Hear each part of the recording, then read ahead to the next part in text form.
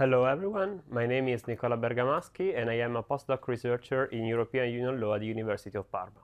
In this short presentation, I would like to introduce you to a topic I'm investigating in my current research. The topic is food sustainability in the trade policy of the European Union. In particular, we will see how and to what extent food sustainability is considered in the trade agreements concluded by the Union with their countries, which are the Union's trade partners. The starting point is the link between trade and sustainable development in general, especially in the trade policy of the Union. According to the United Nations Agenda 2030 for Sustainable Development, international trade is a key driver of inclusive growth, poverty reduction, and progress towards the Sustainable Development Goals. However, while global markets and trade liberalization can enhance agricultural efficiency and expand access to affordable food, they can also lead to the environmental and social challenges affecting the achievement of sustainability goals.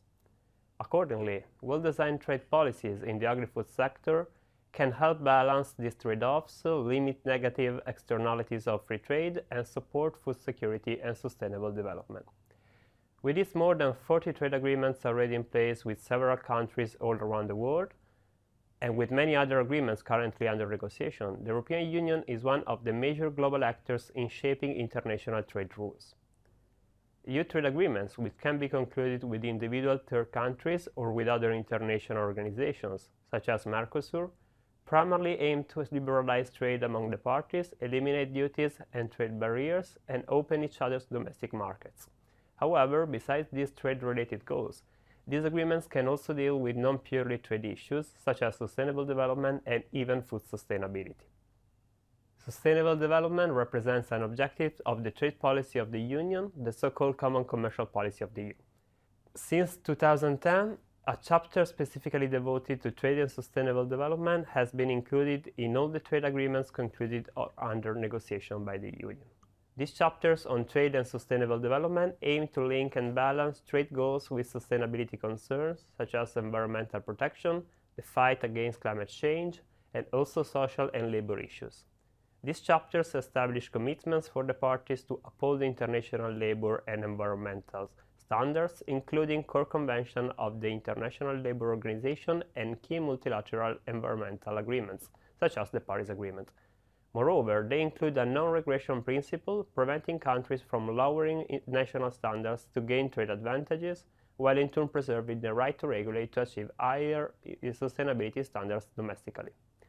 More generally, these chapters also promote sustainable practice, transparency, and stakeholder participation, and provide mechanisms for cooperation, enforcement, monitoring, and dispute resolution. Accordingly, these chapters focus on several facets related to the different pillars of sustainable development, namely the environmental and the social pillars.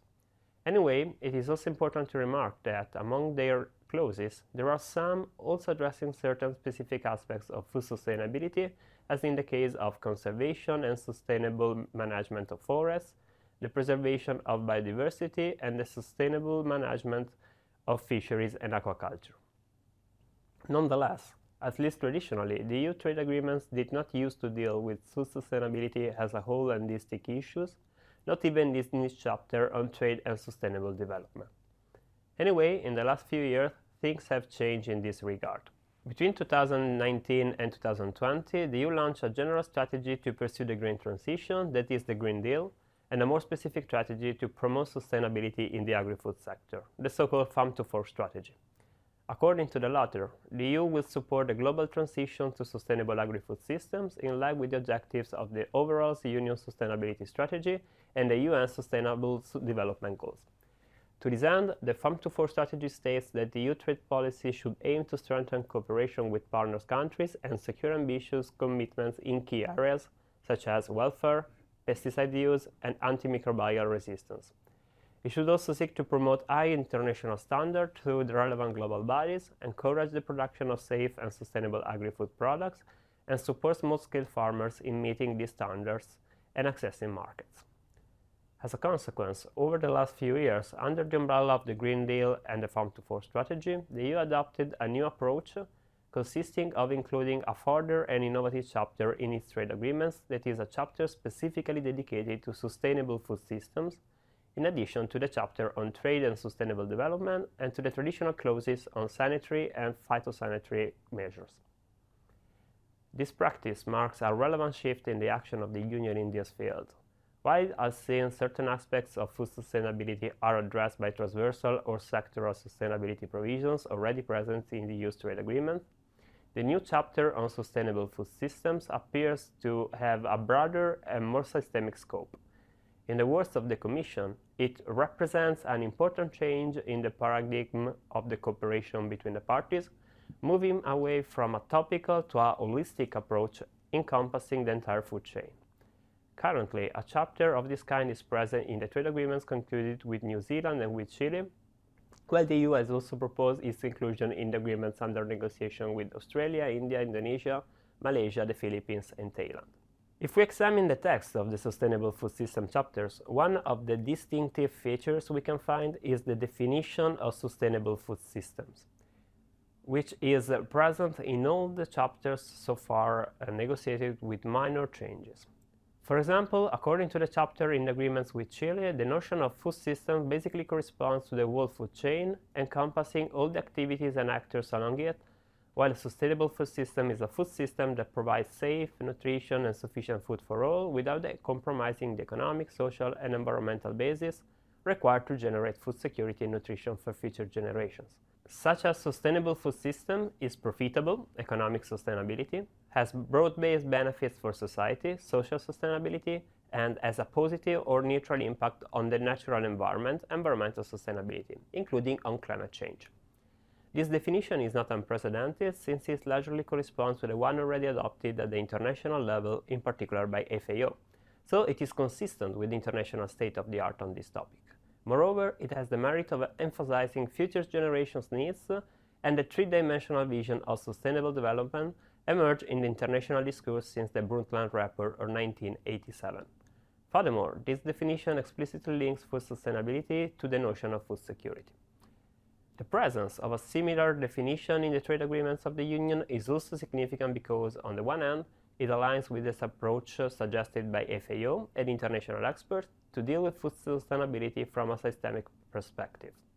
And on the other hand, because the agreements containing such a chapter are the only instruments with a legally binding force of the EU legal order which provide for this definition. So they represent the most advanced acts of the EU law in this regard.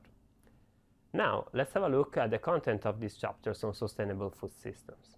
In general terms, the chapters on sustainable food systems under examination aim to strengthen cooperation between the parties in supporting the transition to more sustainable food systems, and they emphasize the importance of coordinated policies and programs that foster sustainability, inclusiveness, health, and resilience, while recognizing the role of trade in achieving these goals.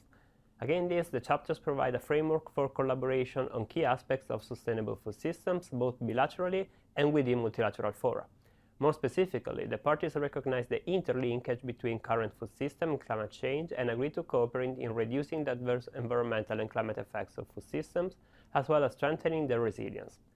To this end, the chapters provide for a non-exhaustive list of cooperation areas, including sustainable food production and agriculture, promotion of organic farming and reduction of the use of antimicrobials, fertilizers and chemical pesticides, promotion of healthy and sustainable diets, reduction of the carbon footprint of consumption, decrease of the greenhouse gas emissions of food systems, increase carbon sinks and reverse biodiversity loss, promotion of innovation and technologies that contribute to adaptation and resilience to climate change impacts, development of contingency plans to ensure the security of the food supply in times of crisis, and finally, a reduction of food loss and waste. In addition, the chapters focus on more specific fields of action related to food sustainability, namely the fight against fraud along the food chain, animal welfare, and the fight against antimicrobial resistance. After the illustration of the content of this provision on these chapters, it is now necessary to examine the legal nature of these provisions. Most of these provisions are framed in prescriptive terms, setting out legally binding obligations for the parties, particularly obligation of conduct. However, they primarily concern cooperation between the parties and tend to be vaguely defined in this, which can make them difficult to enforce. Without a clearer, more detailed understanding of what cooperation entails in practice, it is challenging to assess whether the parties have actually complied with these commitments.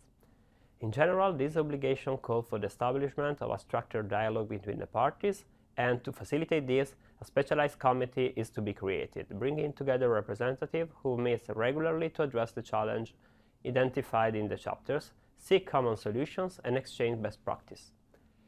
On the one hand, the work of these specialized committees can help give concrete meaning to cooperation and so reduce the risk that dialogue remains purely formal.